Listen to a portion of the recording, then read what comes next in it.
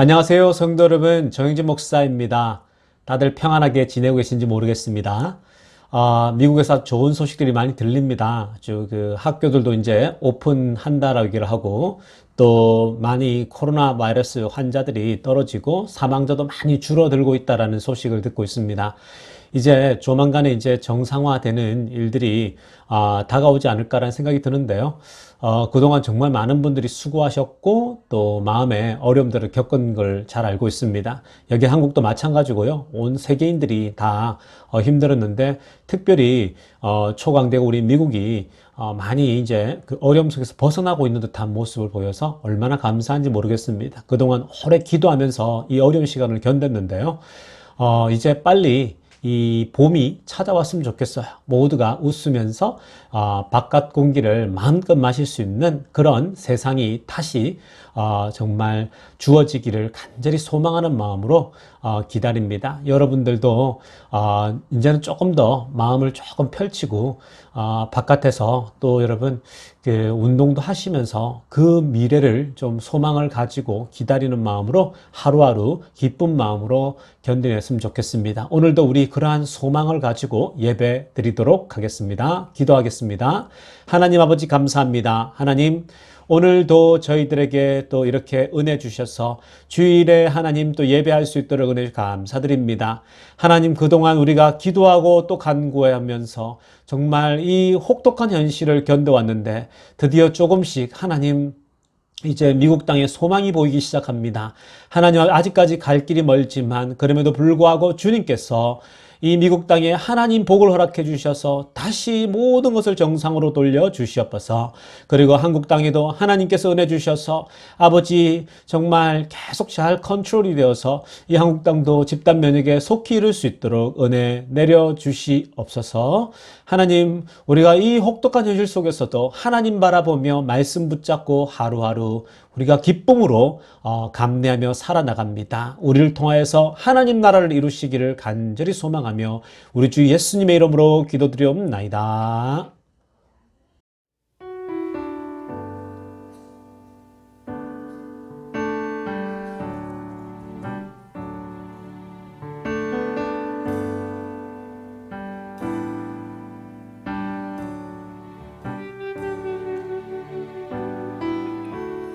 은혜 아니면 살아갈 수가 없네.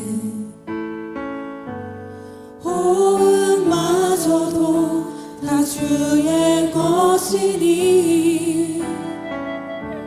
세상 평안과 위로 내게 없어도 예수 오직 예수뿐이네. 은혜 아니면 은혜 아니면 살아갈 수가 없네. 호흡마저도 다 주의 것이니 세상 평안과 위로 내게 없어도 예수 오직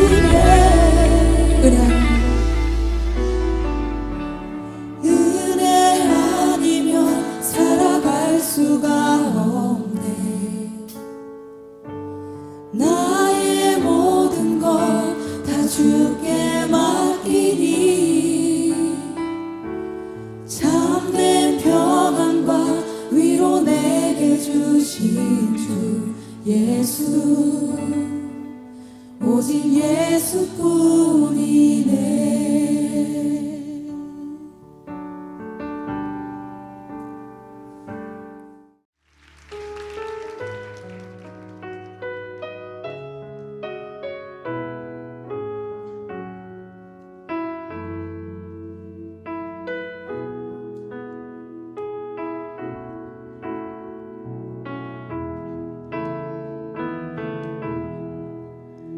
내 영혼의 그 깊은 데서 맑은 가락이 울려나네.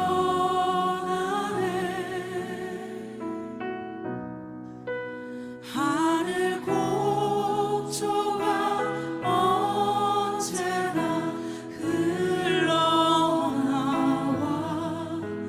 내 영혼을 고이 싸네.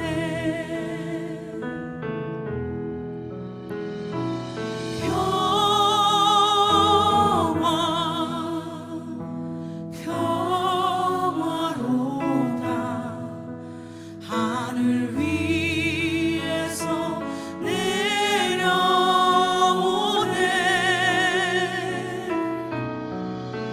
그 사랑의 물결이 영원토록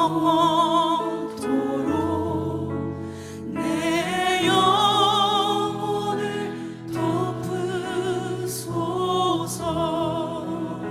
내 영혼의 그 내 영혼의 그 깊은 데서 맑은 가락이 울려나네.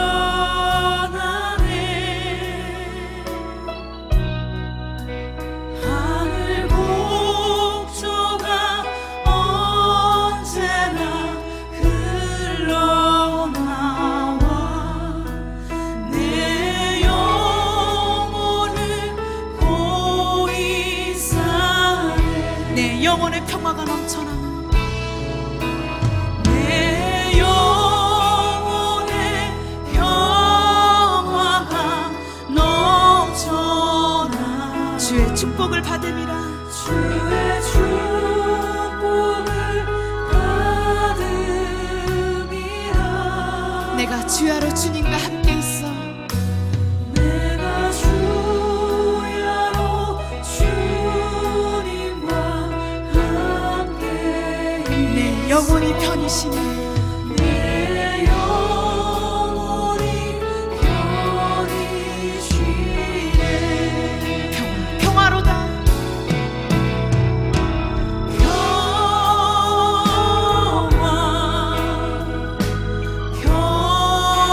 평화로다. 하늘 위에서 내려오네.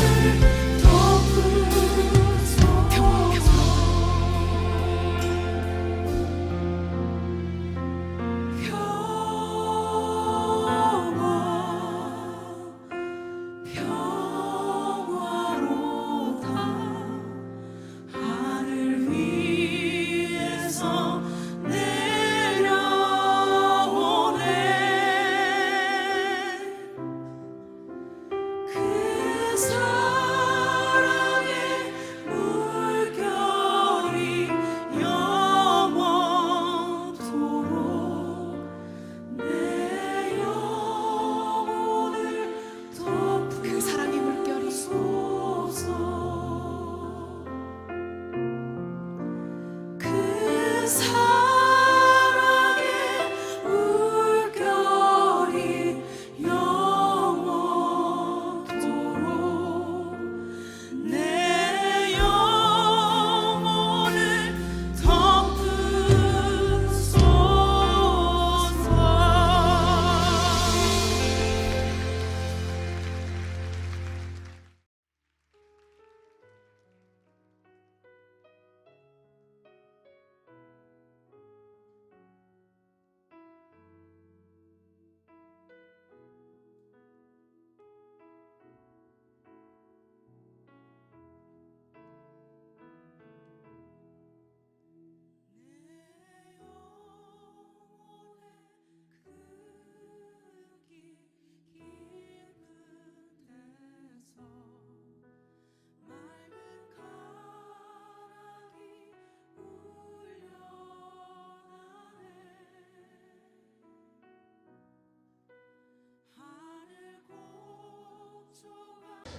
자, 오늘은 새술은 새 부대에 담아야 된다라는 주제로 하나님 말씀 살펴보도록 하겠습니다. 다들 평안하게 잘들 지내고 계시죠? 이제 날씨도 캘리포니아는 여전히 따뜻할 것이란 생각이 들고요. 아마 반팔을 입고 있다라고 제가 우리 김원영 목사님과 통하는 가운데 들었고요. 여기도 여전히 쌀쌀했는데요. 봄이 이제 오는 것 같습니다. 목련꽃 알죠? 목련이 이렇게 꽃봉오리를 피우고 있습니다. 여러분, 목련이 이렇게 크게 피잖아요. 정말 이쁜데 제가 한국에 와서 처음으로 길을 지나다가 목련 그 봉오리가 진 게 있더라고요. 그래서 그 꽃잎이 살짝 열려 있는데 거기 코를 대고 냄새를 맡아봤어요. 꽃향기를. 근데 목련꽃이 그렇게 향기로운지 몰랐어요. 정말 좋더라고요. 마치 향수 같더라고요. 완전 향수. 그래서 목련이 피는 걸 보니까 봄이 오는구나. 봄이 오는 거예요. 그래서 제가 그 봄이 오는 것을 이 목련을 통해서 느꼈는데요.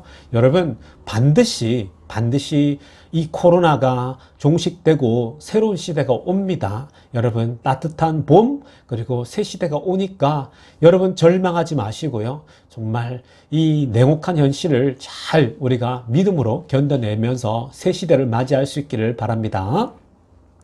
최근에 붙잡고 있는 책이 하나 있었는데요. 그 책에 아주 정말 저의 또 마음을 사로잡는 구절이 하나 있었습니다. 이런 내용입니다. 제가 한번 읽어보겠습니다.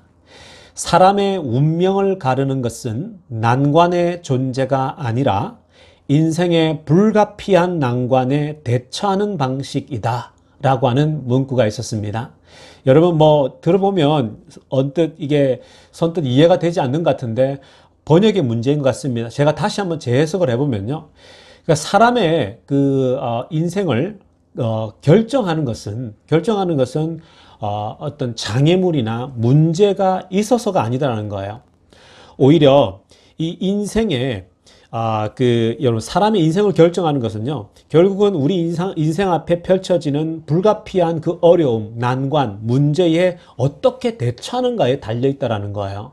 그러니까, 결국은, 문제는 항상 존재한다는 거. 냉혹한 현실은 항상 존재한다는 거예요. 다만, 그 냉혹한 현실을 우리가 어떻게 처리하고 받아들이냐에 따라 결국은 인생이 결정된다라는 얘기입니다.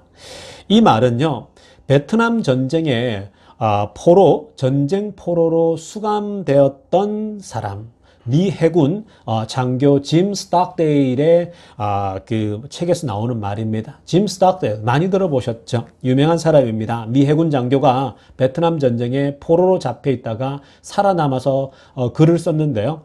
그때 이 짐 스톡데일이 이후에 그 수감 생활을 한 다음에 그 혹독한 포로 생활을 마치고 살아남아서 남긴 말인데요. 여러분, 포로들이 같이 잡혔을 거 아닙니까? 이 사람은 해군 장교인데 그 밑에 여러분 해군 병사들이 있었을 거 아니에요. 미 해군 병사들이. 그런데 그 포로들을 또 통솔 하잖아요. 그죠? 그 포로 생활하면서 그들을 이제 같이 함께 통솔하면서 그곳에 살아남는단 말이에요. 근데 여러분, 베트남이 얼마나 덥습니까? 그 포로 생활이 생각해 보십시오. 그 다음 날이면 죽을 수도 있는 거예요. 포로의 생명은 사실은 파리 목숨 아닙니까? 그리고 베트남이라는 그 현실이 녹록지 않잖아요.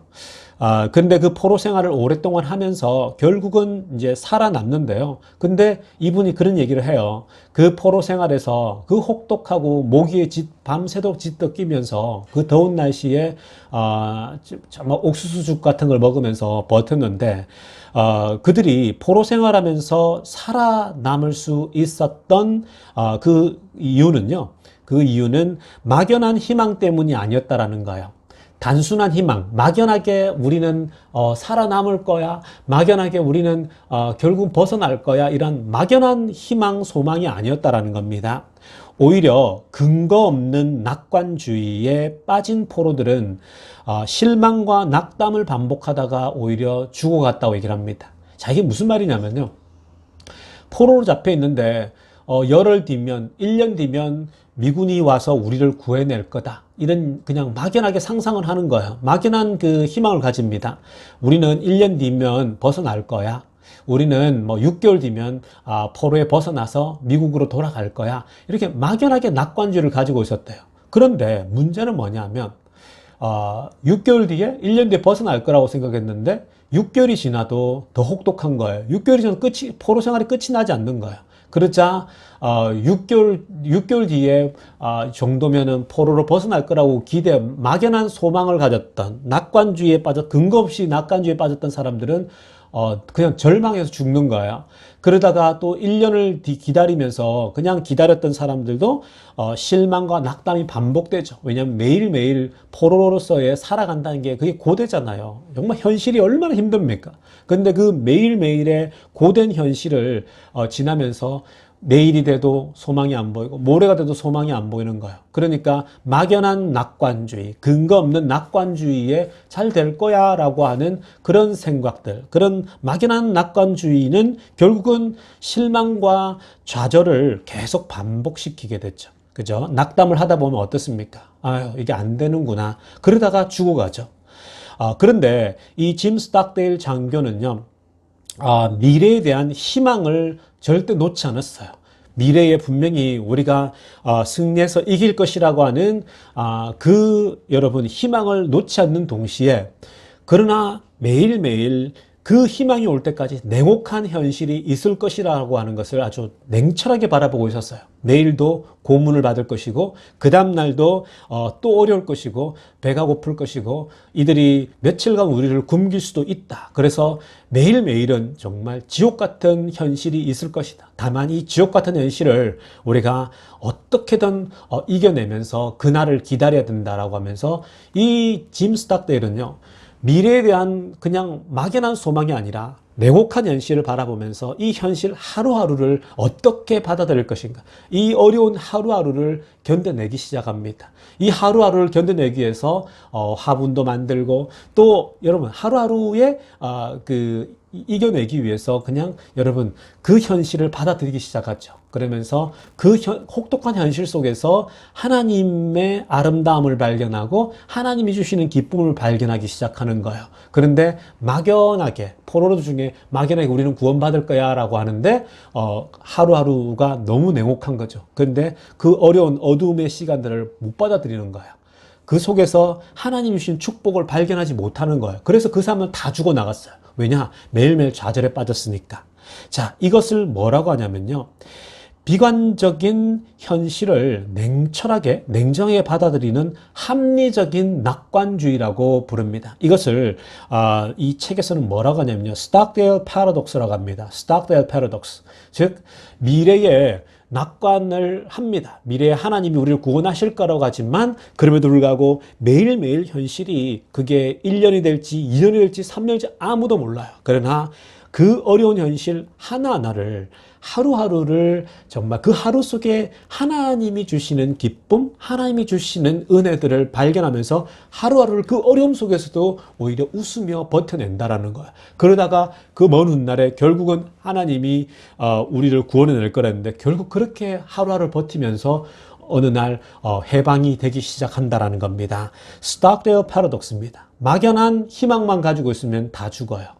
막연한 근거 없는 낙관주의는 결국 오히려 사람을 더 낙담하게 합니다. 한번 생각해 보십시오. 우리 다 회복될 거야 그랬는데 6개월 뒤에도 회복이 안 돼요. 1년 뒤에도 회복이 안 돼요. 그러면 사람들이 낙담해서 다 죽어버리게 됐죠.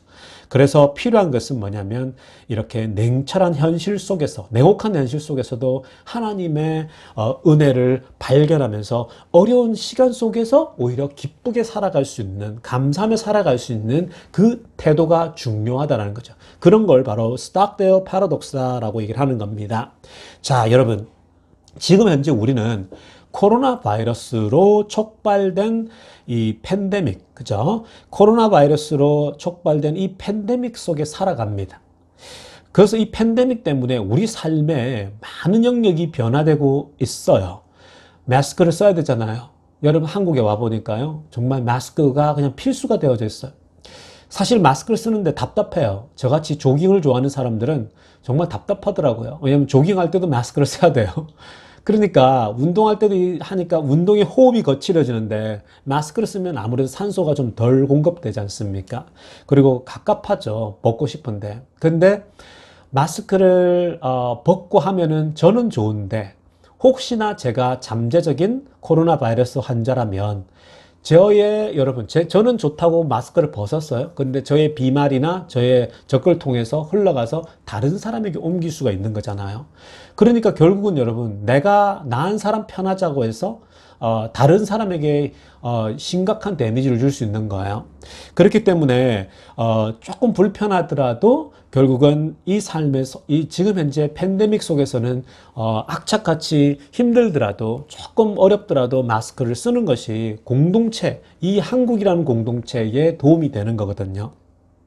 그래서 이러한 지금 새로운 코로나 팬데믹 상황 속에서 뉴 노멀이란 말이 계속 유행하고 있습니다. 새로운 기준이 온다라는 거예요. New Normal. 그러니까 새로운 이제 삶의 그런 그 모습들이 많이 새롭게 도입될 거라고 얘기를 합니다. 여러분, New Normal이 어떤 New Normal이 더 다가올까요? 여러분, 지금 현재로서는 우리가 눈에 보이는 것만 해도 마스크를 끼는 거, 또 집단적으로 모여서 뭐 여러분 밥을 같이 먹는 거부터 시작해서 여러 가지들의 변화가 앞으로 찾아올 거라는 거예요. 한국도 교회에서 왜 그냥 밥도 그렇고 국도 같이 막 떠먹었잖아요. 근데 이제 그런 부분에 있어서는 오히려 미국처럼 이제 각자 이렇게 여러분 함께 먹는 게 아니라 좀 따로 먹는 문화도 많이 생겨나고 있는 것 같습니다. 그러니까 어찌됐건 여러분 새로운 뉴 노멀이 이제 다가올 수밖에 없다라는 거예요.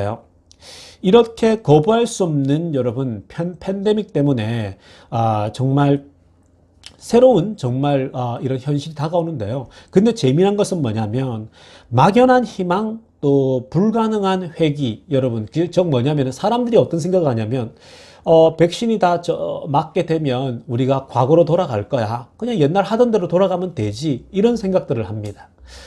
그런데 여러분 그렇게 과거로 돌아가는 그룹도 있을 거예요. 그런데 새로운 뉴 노멀, 새로운 기준에 맞춰서 오히려 코로나 이후에 이 팬데믹 이후에 새로운 기준에 맞춰서 새롭게 나아가는 사람들도 반드시 생기게 된다는 겁니다.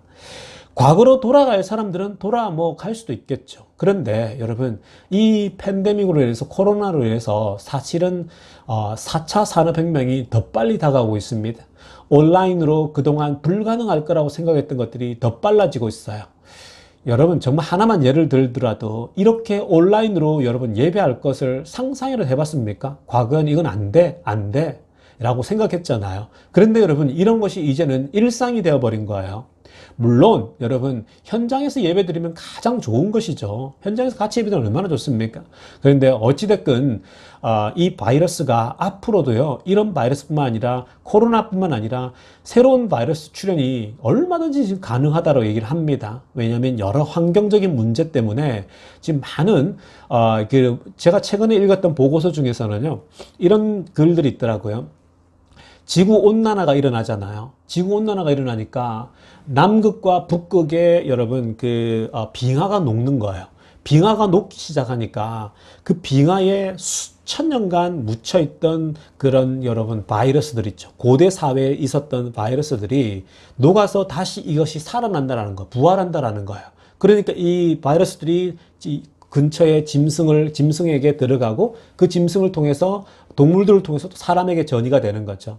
그러니까 여러분, 빙하가 환경오염으로 인해서 빙하가 녹자 빙하 속에 오랫동안 갇혀있던 그 바이러스들이 다시 여러분 뭐 곰이나 펭귄에게 전염되고 그럼 펭귄이나 곰을 통해서 또 다른 동물에게 옮겨지게 되고 결국 사람들에게까지 온다라는 거예요. 그래서 여러분 결국은 지금 앞으로 시대는 이러한 바이러스 시대는 여러분 계속 다가올 수 있다라는 거예요. 코로나 바이러스뿐만 아니라 계속해서 더 자주 온다라는 겁니다. 그래서 최근에 여러분 그 사스나 이런 여러분 그 질병들이 더 빈번해졌다라고 얘기를 하면 통계를 보니까요. 과거보다도 더 빈번하게 이러한 인간이 경험해보지 못한 새로운 바이러스가 계속해서 생긴다라는 거예요. 그렇기 때문에 이런 여러 팬데믹 현상은 앞으로 더 자주 생겨날 수 있다라는 겁니다. 자, 그렇게 되면요. 우리가 이런 정말 여러분 어려운 시대들이 또 계속해서 올 수 있는데요. 여러분 결국은 이런 팬데믹 현상들이 우리가 막연하게 완전히 회복될 거야, 막연하게 우리는 원래대로 돌아갈 수 있을 거야, 뭐 이런 생각보다는요. 그런 생각들은 하나님을 믿는 사람은 당연한 거지만 동시에 막연한 그런 낙관주의보다는요. 이러한 현실이 왔을 때 어떻게 대처할 것이냐가 너무 중요하다라는 거예요. 여러분 제가 뭐 지난번 설교 동안 계속 그런 말씀들 많이 나누지 않았습니까? 우리가 이런 정말 교회에 모이지 못했을 때에 그리고 이런 팬데믹이 왔을 때에 어떻게 나의 믿음은 유지될 것인가 이런 부분들에 대해 설교를 참 많이 하지 않았습니까? 그래서 여러분 결국 이렇게 팬데믹 시대에 우리에게 필요한 것이 바로 스톡데일 패러독스의 자세입니다. 미래에 하나님이 우리를 다시 회복시킬 것이라고 하는 기대가 있지만 희망이 있지만 동시에 이 냉혹한 현실을 우리가 이 현실 속에서 어떻게 믿음 생활을 유지할 것인가 그리고 교회는 어떻게 변할 것인가에 대한 고민과 기도인 거예요. 그게 바로 스톡데일 패러독스의 자세입니다. 그렇게 버텨나갈 때에 결국은 이겨내고 우리가 새 시대를 열어내는 것입니다. 자, 그렇다면 교회와 나의 이 신앙은 앞으로 어떤 부분이 바뀌어야 될까요? 저는 그런 부분에 대해서 요즘 많이 고민하고 책도 읽고 생각을 해봅니다. 저에게 가장 먼저 떠올랐던 것은요, 그동안 교회가 해왔던 제자 훈련 있죠. 제자 훈련입니다. 그 제자 훈련과 평신도 신학이에요. 평신도를 잘 훈련시켜서 제자 훈련시켜서 하나님의 제자를 만든다. 그래서 교회에서 얼마나 평신도 훈련과 제자 훈련을 많이 했습니까? 그런 제자 훈련은 사실 선교단체에서 온 거 사실이죠. 자, 그런데 이제 이런 제자 훈련과 평신도 신학을 기초로 한 제자 훈련의 문제점을 이제는 읽어내야 됩니다. 이것이 얼마나 문제가 있는지를 이 코로나 사태에 다 드러나지 않습니까? 여러분, 이 코로나 사태는요, 옛날 그 기준, 영성 생활을 다 정지시켜 버렸어요. 한번 생각해 보세요. 옛날에 우리가 하던 방식을 코로나가 오니까 팬데믹 시대에 다 멈춰 버렸잖아요. 한번 생각해 보세요. 우리가 신앙생활하면 뭐라고 했습니까? 신앙생활이라고 하면 교회에서 하는 활동들을 다 신앙생활이라고 생각을 했어요. 교회 와서 목사님 설교 듣고 예배 드리고 그리고 나서 또 목사님 설교로 부족하니까 성경 공부 하나 하고 성경 공부 마치고 나면은 또 우리가 따로 모여가지고 또 교제하고 또 소그룹으로 나눠서 모임을 하고 막 그런 거잖아요. 그런 것을 교회에서 하는 생활을 신앙생활이라고 우리는 불렀습니다. 그래서 교회 활동을 내가 얼마나 인볼브 하느냐, 교회 활동을 내가 얼마나 딥하게 개입하느냐에 따라 그 사람의 영적인 수준이 결정이 됐죠. 영적 성장의 척도가 되게 됐습니다. 그래서 내가 제자 훈련을 1기, 2기, 3기, 4기 다 마치고 또 이 프로그램을 마치고 이 프로그램 마치면 또 이것을 마치고 이렇게 과정을 다 마치고 나면 내가 영적 성장이 이 정도로 성장했을 것이다 라고 그렇게 옛날에는 생각을 해왔습니다. 그래서 그동안 얼마나 많은 제자 훈련 프로그램이 있었습니까? 성경 공부 교재와 여러 다양한 여러분 제자 훈련 프로그램이 있었는데요. 물론 여러분 이 제자 훈련을 통해서 많은 사람들이 신앙을 갖고 또 깊어지고 훈련되어진 건 사실입니다. 그 자체를 부정할 이유는 없어요.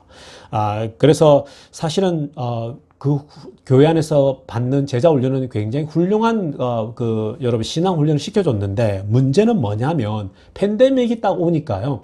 교회 생활이 딱 스탑됐죠. 교회에서 못 모이잖아요. 근데 이 제자 훈련은 교회 안에서만 계속 진행되는 거였어요.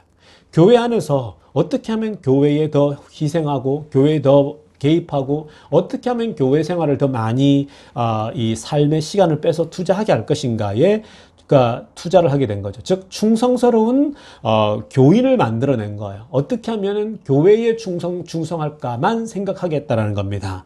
그게 바로 이번에 다 드러난 거죠.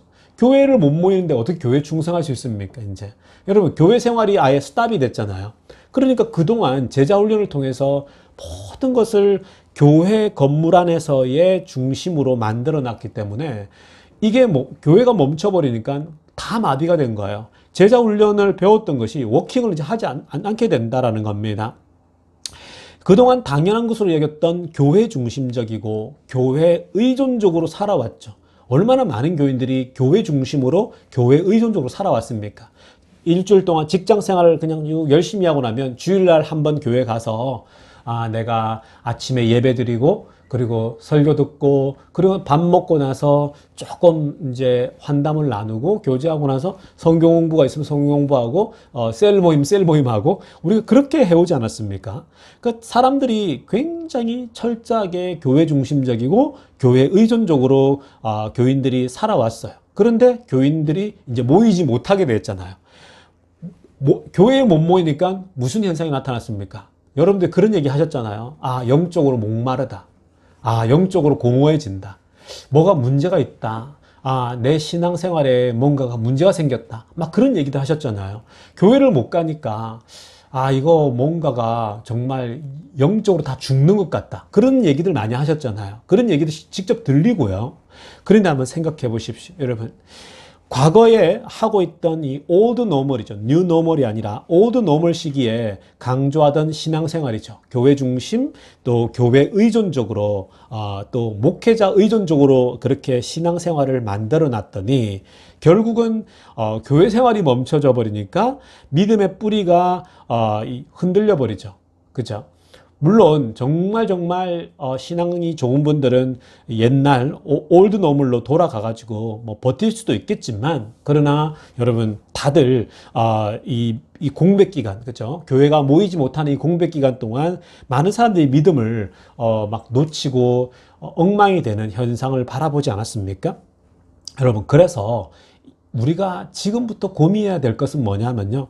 교회 생활을 할 수 없게 되었을 때에 나는 어떻게 신앙을 지켜내는가 라는 질문이에요.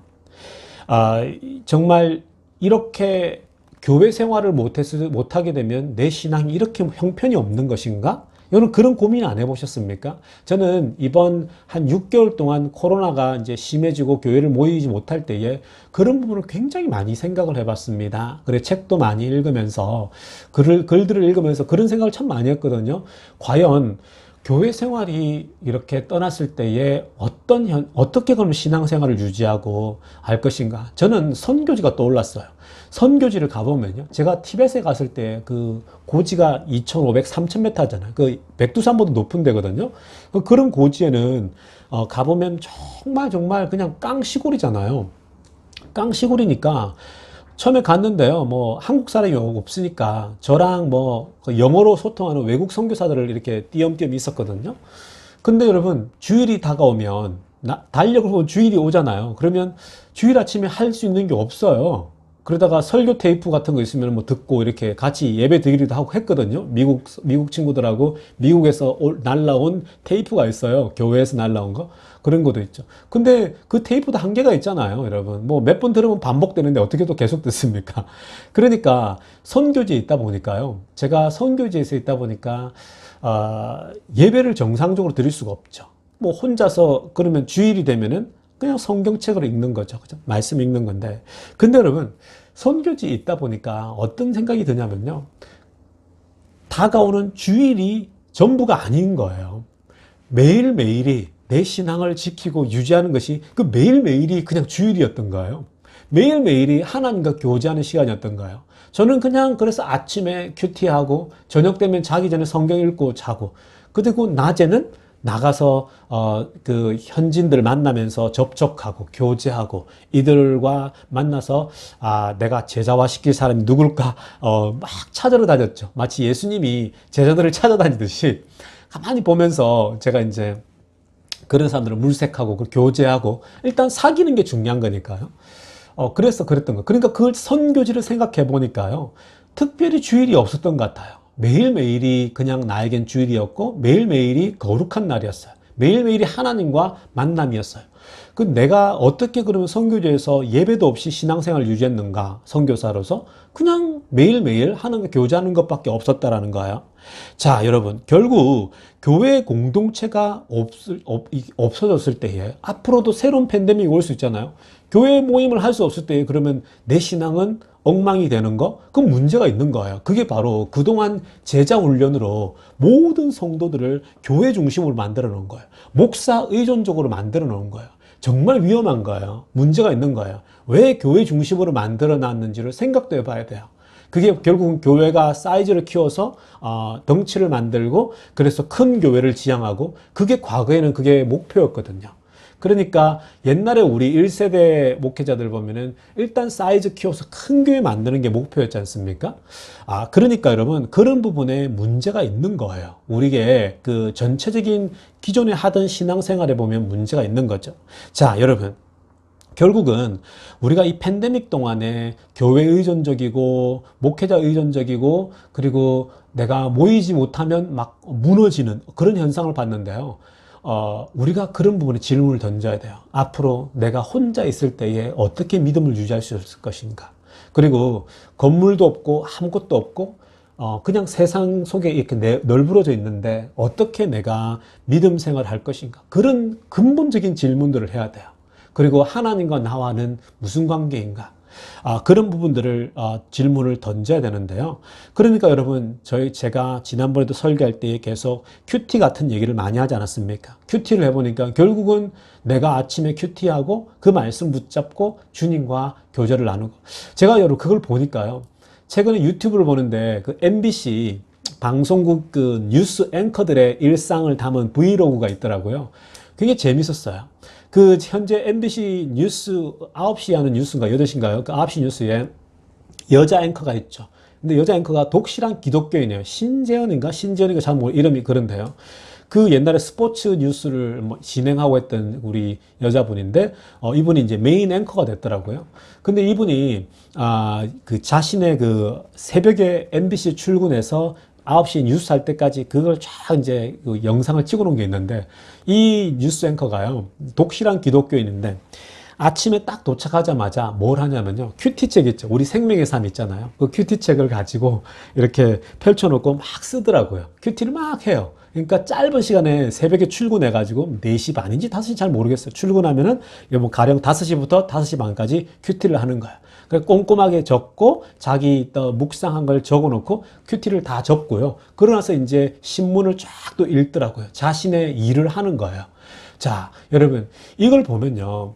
이 여자 앵커도 그 바쁜 일상 속에 뉴스 MBC 직장이 얼마나 바쁩니까? 그런데 그 바쁜 일상 속에 먼저 출근해가지고 아침 일찍 큐티를 하고 하나님 말씀 붙잡고 신앙을 유지하면서 그 바쁜 일상을 살아냈죠. 그리고 사회에 봉사를 하게 되는 거잖아요. 여러분 그걸 보게 되면요. 결국은 교회 공동체가 이렇게 갑자기 멈춰져 버리고 나 혼자 있을 때에 교회 공동체가 없을 때에 나의 신앙을 어떻게 유지하는지가 굉장히 중요한 거예요. 그래서 내 스스로가 혼자가 어떻게 하나님과 교제할 것인가 그 도구 중에 하나가 큐티가 될 수 있고 다양한 것이 될 수 있는 거죠. 그러니까 여러분 그런 부분이 너무나도 중요하다라는 거예요. 그런데 그동안 가르쳐온 제자 훈련의 문제는 너무 의존적으로 키워놨어요. 교회에서 이런 프로그램을 제공해야 그게 없으면 손을 떠는 거예요. 너무 타율적으로 만들어놨어요. 자율이 없어요. 여러분 교회 중심으로 사는 것이 오직 교회 중심으로 사는 것이 옳다고 생각했으나 교회 활동이 없어지니까 문제가 생기는 거죠. 그러니까 여러분 기존에 그냥 무조건 교회 의존적으로 만들어 놓는 것에 문제가 있다라는 거야. 사실은 여러분 이렇게 교회 활동이 할 수 없는 시대가 오니까 얼마나 우리의 교회 의존적으로 살았던 영성이 허약합니까? 정말 허약 체질이잖아요. 영성들이, 믿음들이. 그런 게 여기 한국도 많아요. 교인들이요. 교회 6개월 동안 못 모였다고, 혹은 1년 동안 못 모였다고, 지금 최근에 모이기 시작하거든요, 여기는요. 안 오는 거예요, 교회에. 이미 여러분, 굉장히 많은 교인들을 잃었다 그러더라고요. 물론 여러 이유가 있겠죠. 그러나 너무 지극히 교회에 의존적으로 만들어 놨는데, 교회를 안 가기 시작하니까, 이 교회 의존적으로 노예 생활처럼 만들어 나오니까, 많은 사람들이 신앙을 잃는 현상을 보게 됐죠. 이게 바로 그동안 제자 훈련의 맹점입니다. 교회 중심으로 만들어 놓는 거. 그리고 평신도 신학도 마찬가지예요. 여러분, 평신도 신학이 뭡니까? 평신도 신학인데 결국 그게 제자화 시키어서 결국 교회 중심으로 만들어 놔요. 어떻게 하면 교회에 오래 머물고 교회를 봉사할 것인가. 막 그런 쪽에만 집중시킵니다. 그런데 여러분, 사실은 주님이 찾는 사람은요, 교회 사람이 아니에요. 세상 사람이라고요. 오해하지 마세요. 주님이 찾는 사람, 정말 진정한 제자는요, 교회만 머무는 사람을 찾는 게 아니라고요. 주님이 찾는 사람은 정말 나가서 이 세상 속에서 한 사람 한 사람 만날 때마다, 내 직장에서 또 곳곳에서 만날 때마다 그들에게 여러분, 어떻게 하면은 하나님의 선한 영향력을 주고 복음을 전할 수 있느냐, 그런 문제거든요. 제가 사실은 이번에 그 병원에서도요, 집사람 병 간호도 하고 병원에 6개월 동안, 오랫동안 병원 생활을 했잖아요. 근데 여러분, 집사람의 아픔을 경험하고 그 세상 사람들하고 접촉이 굉장히 많아졌어요. 예를 들면 이번에도 병원에 입원해 있는데 그 옆에 있는 그 여자 자매는 아니죠. 예수를 안 믿는데요.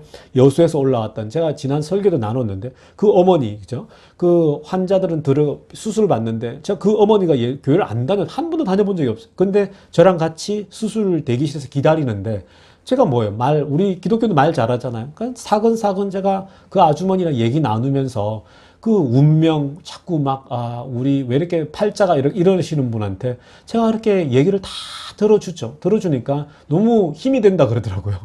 여러분, 그냥 그분이 같이 이 암 대기실에서 환자 대기실 기다리니까 너무 힘이 된다 그런 얘기를 하더라고요.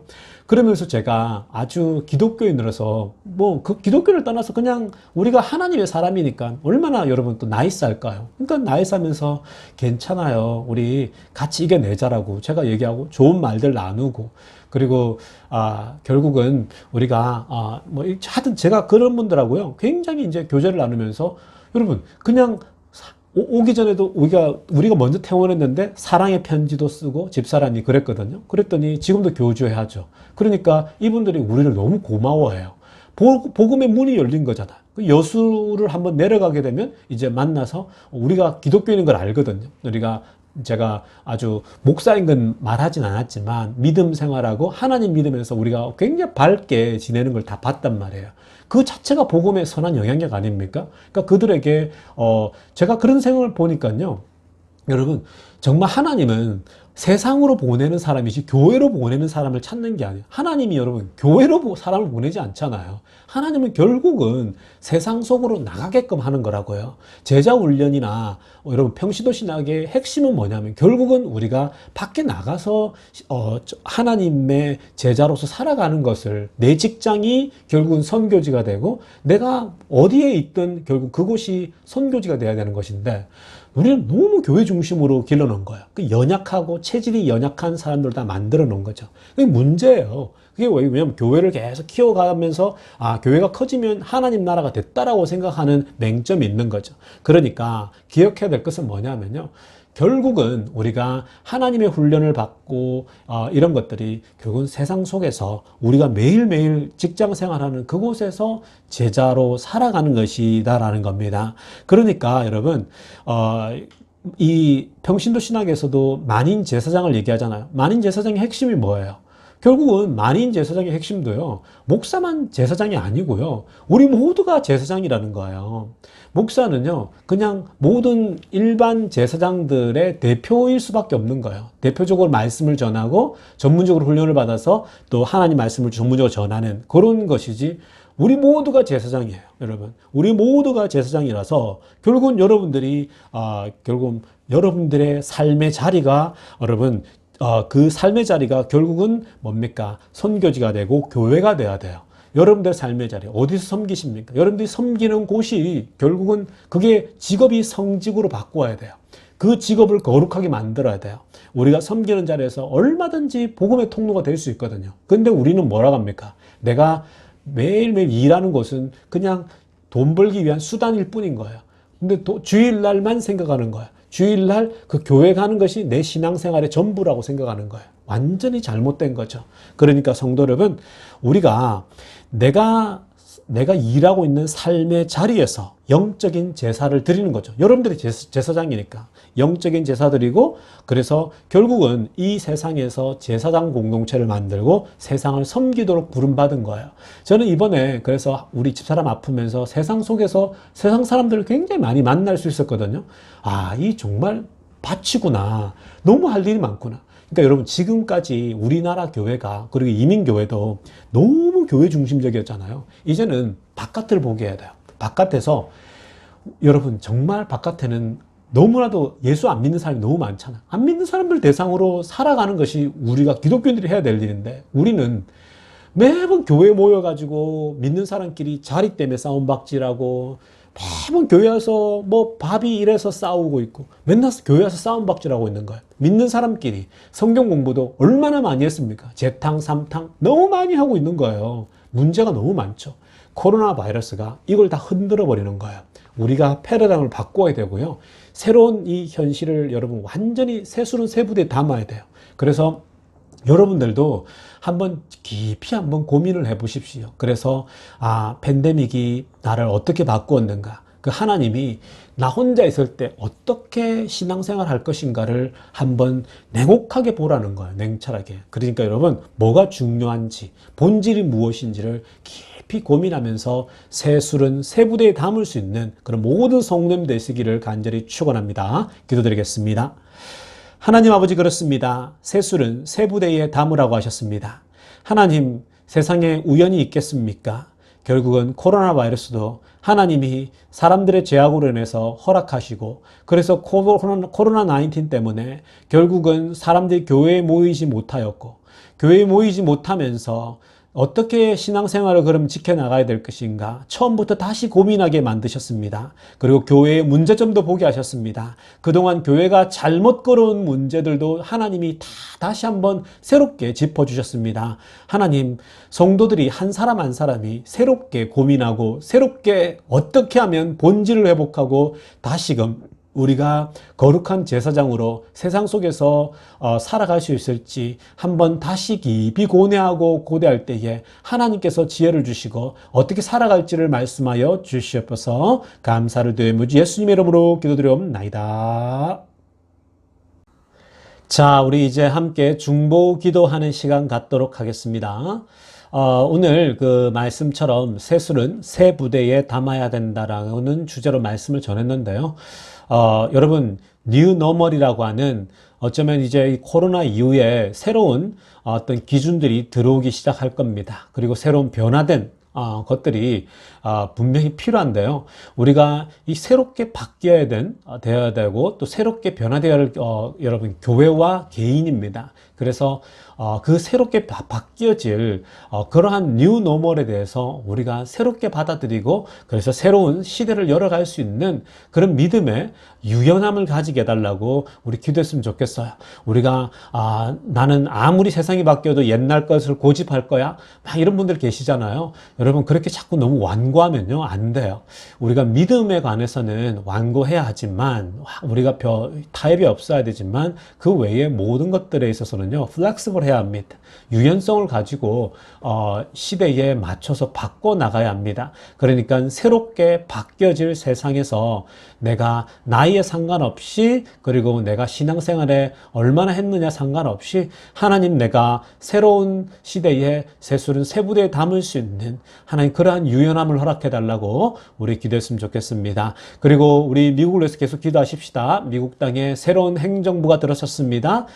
바이든 행정 행정부가 정말 이 미국을 잘 이끌어 나갈 수 있게 해달라고 기도하십시다. 그들이 하나님을 경외하는 마음으로 여러분 미국 땅을 United States 미합중국을 정말 다양한 인종이 하나가 되어져 있고 다양한 민족과 다양한 정말 다양성이 어떤 나라들보다도 다양한데 이 다양한 민족과 다양성이 공존하고 있는 이 미국을 정말 지혜롭게 이끌어갈 수 있게 해달라고 기도했으면 좋겠습니다. 그리고 백신 공급과 바이러스 대처를 잘 할 수 있도록 한치의 오차 없이 철저하게 이 부분에 임할 수 있게 해달라고 방심하지 않는 정부 되게 해달라고 기도하십시다. 그리고 또 기도해야 될 것은요, 정말 코로나 때문에 여러분 알게 모르게 많은 분들이 힘들어하고 있는 분들이 많아요. 그러니까 기도하실 때에 하나님 정말 내가 아는 사람 또 내가 모르는 사람 중에서도 정말 이 코로나 때문에 재정적으로 어렵고 또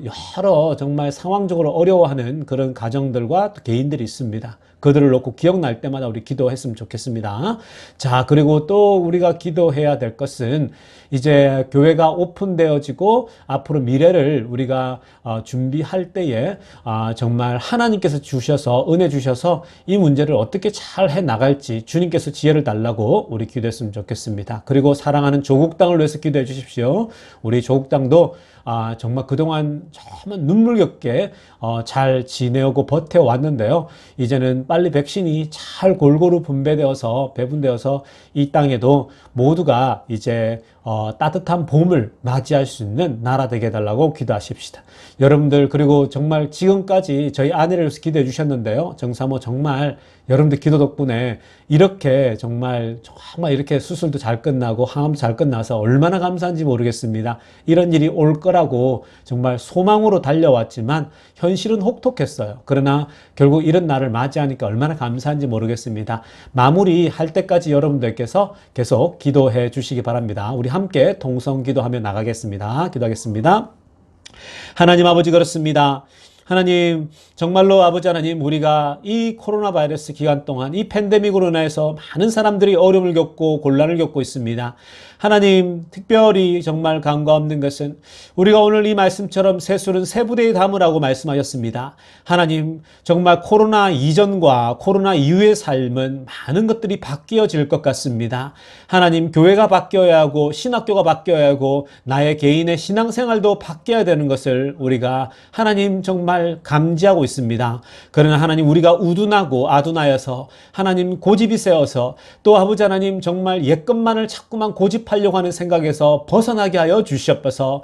이 세술은 세 부대에 담으라고 하신 말씀처럼 하나님 새롭게 변화되어질 이 세상 속에 우리가 새롭게 무장되어지고 게으르지 아니하고 새롭게 모든 것을 준비할 수 있도록 우리의 믿음의 유연성을 허락하여 주시옵소서. 하나님, 결국은 새 시대에 새롭게 준비하는 사람을 통해서 하나님이 역사하는 것을 보게 됩니다. 정말 아버지 하나님, 그 사무엘을 보면 잘 알 수가 있습니다. 엘리 제사장 때 하나님 엘리에게 정말 하나님께서 기대를 걸었는데 엘리가 변하지 못하고 우둔하고 아둔하여서 결국은 과거에 집착하고 있는 이 엘리 제사장에게 소망을 내려놓고 결국 사무엘의 시대가 열렸던 것처럼 하나님 아버지, 우리도 새로운 시대에 새로운 영성을 가지고 이 믿음의 세대를 준비할 수 있는 우리 모든 비엔드 교인들 다 되게 하여 주시옵소서. 그리고 아버지 하나님, 미국 땅을 위해서 기도합니다. 하나님, 새 행정부가 코로나 바이러스를 잘 대처할 수 있도록 겸손하게 철저하게 준비하는 우리 바이든 행정부가 되게 하여 주시고, 또 하나님 아버지, 기도하옵는 것은 아버지 하나님 정말 이 다양성이 공존하고 있는 미국 땅을 정말 지혜롭게 잘 이끌어갈 수 있도록 하나님을 경외하는 마음으로 하나님이 미국 땅을 인도할 수 있는 정말 이 바이든 행정부가 되게 하여 주시옵소서. 그리고 아버지 하나님, 정말 우리가 알게 모르게 아버지 여러 사람들이 코로나 바이러스로 인해서 힘들고 어려운 시간을 보내고 있습니다. 하나님, 어렵고 힘든 시간을 지나는 형제자매들이 있습니까? 그들을 붙잡아 주시고 그들을 인도하여 주시옵소서. 이 어려운 때에 냉혹한 현실을 하나님 믿음으로 붙잡게 해주시고, 그래서 새 시대에 하나님 새롭게 다시 일어설 수 있는 우리 하나님의 백성들 다 되게 하여 주시옵소서. 그리고 아버지 하나님, 이제 미국 땅에서도 한국 땅에서도 새롭게 이제 새 시대의 교회가 이제 오픈하며 새 시대를 준비해야 되는데, 하나님 새롭게 펼쳐질 이 하나님 교회에 주님께서 은혜 주셔서 잘 준비되어지는 교회 되게 하여 주시옵소서. 조국 땅도 마찬가지입니다. 하나님, 조국 땅도 그동안 정말 눈물겹게 이 어려운 시간을 이겨내고 왔습니다. 주님 붙잡아 주셔서 하나님 정말 이제는 백신을 빨리 공급하게 하여 주셔서 아버지 이 땅에도 정말 따뜻한 봄을 맞이할 수 있도록 주님 은혜 내려 주시옵소서. 그동안 정말 정사모를 위해서 하나님 정말 우리가 많이 기도했습니다. 근데 이렇게 좋은 결과를 주시고 이렇게 아버지 하나님 건강한 모습 다시 회복할 수 있게 하시니 감사를 드립니다. 이제는 건강한 모습으로 다시 하나님 나라를 섬길 수 있는 딸 되게 하여 주시옵소서. 감사를 드리며 우리 주 예수님의 이름으로 기도드리옵나이다. 이제 축도하고 예배 마치도록 하겠습니다.